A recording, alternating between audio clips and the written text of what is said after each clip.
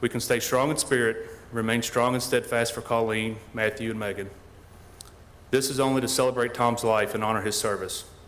In the days to come, we can find some solace in the fact that all of us here in this room wearing a uniform are better servants for having the opportunity to serve with a consummate and caring man that we experience with our brother Tom. Colleen.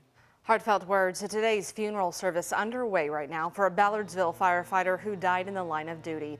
Hundreds of first responders from Oldham County and beyond are at Southeast Christian's Crestwood campus in support of their fallen brother and his family. 53-year-old Sergeant Thomas Petschke Jr. had worked with Ballardsville Fire for the last decade. He suffered a medical emergency last Saturday while fighting a fire in Goshen. This morning, a fire truck draped in black carried his casket to that church, surrounded by his colleagues and family. His chief saying he was an exceptional firefighter and a cherished member of the department. Petschke is originally from Buffalo, New York, where he will be buried later on. In lieu of flowers, his family asked memorial donations be made to Holy Trinity Church there in LaGrange. The LaGrange Probation and Parole Office on Commerce Drive is a total loss today after an overnight fire.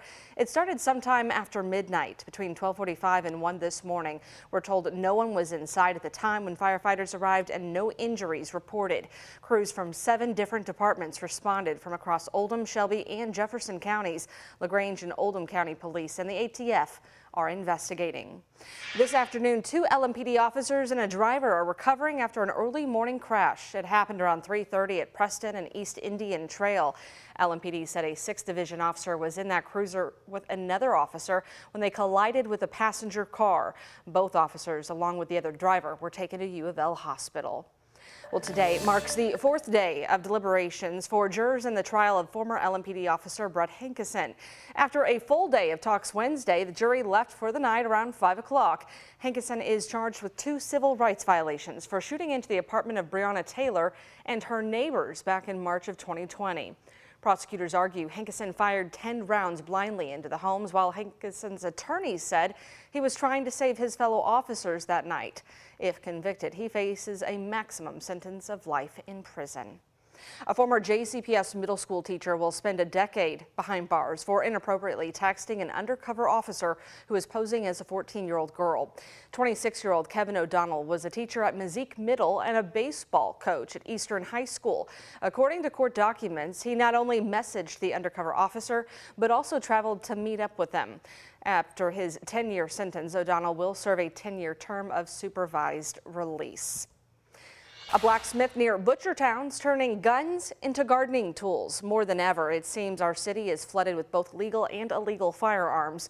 Our Connor Steffen has the story of the group giving new life to these deadly weapons.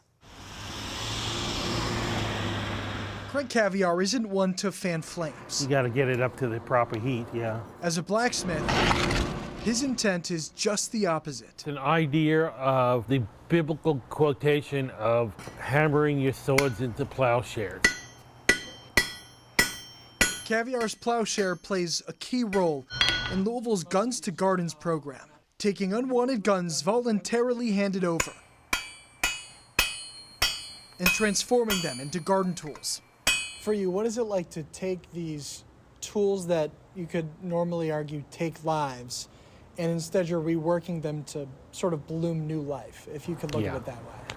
Absolutely. It's wonderful to be able to do that. In the last year or so, the group has received scraps from some 50 guns here, everything from long guns to handguns, which is used to create new tools.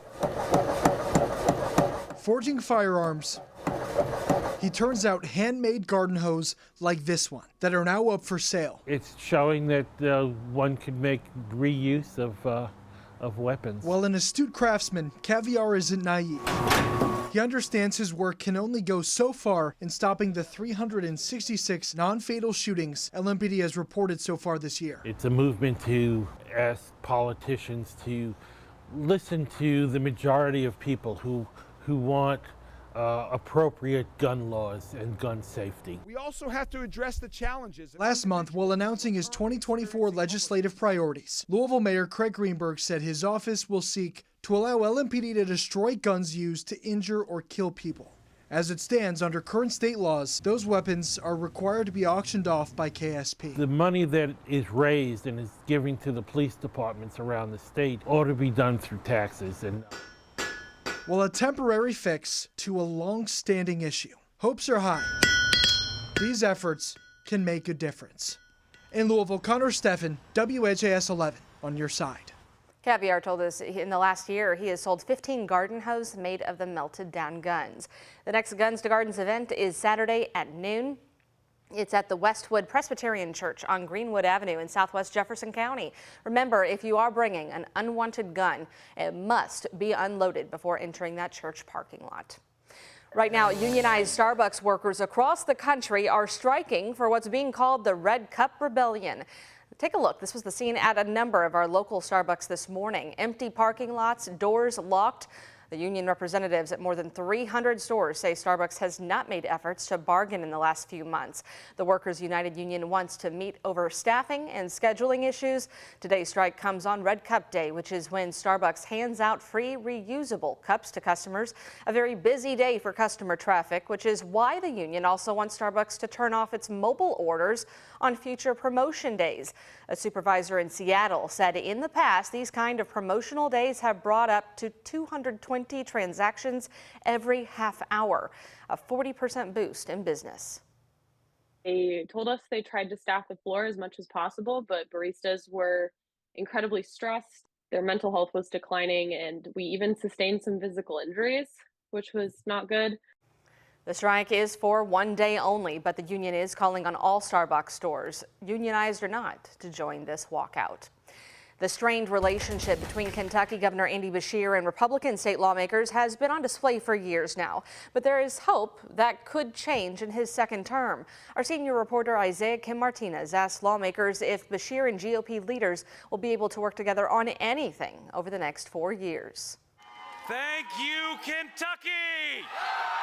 Within days of Kentucky Democrat Andy Beshear winning re-election to remain in the governor's seat, powerful Republicans dominating the state legislature tell me it'll still be business as usual. You know, the election's in the rearview mirror. We're moving forward. That's with or without the governor's support, Senate Majority Floor Leader Damon Thayer says. He's going to do his own thing, and we're going to do ours. I've served with 5 governors now, and I've never seen one have a more antagonistic relationship with the General Assembly. The back and forth claims have only amplified with time. Kentucky Republicans insisting Beshear takes credit for policies they pass and doesn't reach out to discuss his own initiatives. There's a lot of resentment in the legislature. Beshear, meanwhile, saying that's not true, that his door is always open and the phone works both ways. My hope is that we won't see this kind of outward bickering. You know, I meet with legislators regularly in my office. Beshear was asked about it last week at his first news conference following his election night victory. We're going to make double our efforts to make sure that we are building the type of relationships where we can get things done. Do you believe anything in these next 4 years will change as far as the relationship between the governor, his office, and you guys in the legislature? Well, I think that's more than likely up to him. Kentucky Senate President Robert Stivers sitting down with me in a one-on-one interview. Is there anything that can be done to bridge that gap? Yeah, he needs to create a relationship not just with me or David Osborne, but the General Assembly as a whole. So if there's policy out there that he wants to talk about, our doors are open. State Representative James Tipton, who focuses heavily on education policy, is hopeful for better collaboration. We may not agree on every issue, but there are issues we can agree on. Thayer, though, I think it's pretty far gone. painting a more skeptical picture. Isaiah Kim Martinez, WHAS 11 on your side. Tomorrow, Isaiah will join the state's top political reporters for KET's Comment on Kentucky. It's the longest-running public affairs program in the state. He's continuing a long tradition of WHAS 11 political reporters on Comment. It's tomorrow at 8 p.m. on KET. Mayor Craig Greenberg will join other city leaders today to detail plans to booster Louisville's economy. We're expecting new ideas that'll stimulate growth and development downtown, create jobs, and enhance the overall economic landscape. Mayor Greenberg's plan is expected today at 2 o'clock. And check this out. Exterior walls are going up. The Norton West Louisville Hospital moving into the next phase of construction. Doors are expected to open in late 2024. You can watch history being built right there on the construction crew's live camera at westlouisvillehospital.org.